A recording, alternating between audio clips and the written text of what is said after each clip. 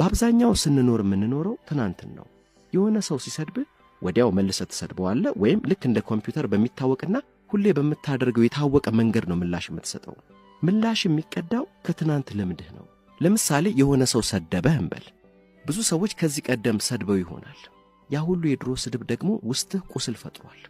ይሄ የአሁኑ ስድብ ታዲያ ይህን የድሮ ቁስል ሲነካው ቁስል ተነካም አይደል ብንን ብለህ ወይ መልሰህ ትሳደባለህ፣ ወይም ከዚህ በፊት ምላሽ በምትሰጥበት የታወቀ የድሮ ስልት ምላሽ ትሰጣለህ። ግን ደግሞ አንድ እውነት አለ።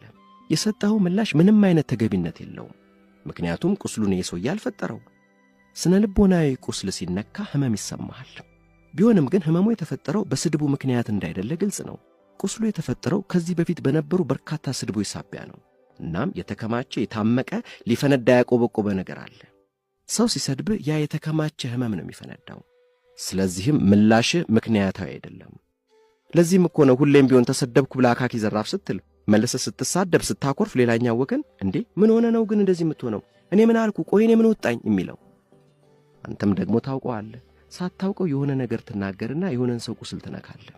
ያኔ ሰውየው በንዴት ብው ሲል አልተረዳኸኝም፣ ያልኩ ነገር ፈጽሞ አልገባም። እንዴ እኔ አንተን ለማስቀየም አይደለም እንደዛ ያልኩት። ምንድነው እንደዚህ መሆን? ምን አልኩ? ቆይ እንዴ አብደሃል እንዴ የምትለው።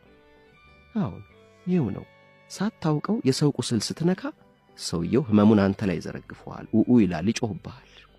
ቁስሉ የተፈጠረው በበርካታ ሰዎች ሊሆን ይችላል።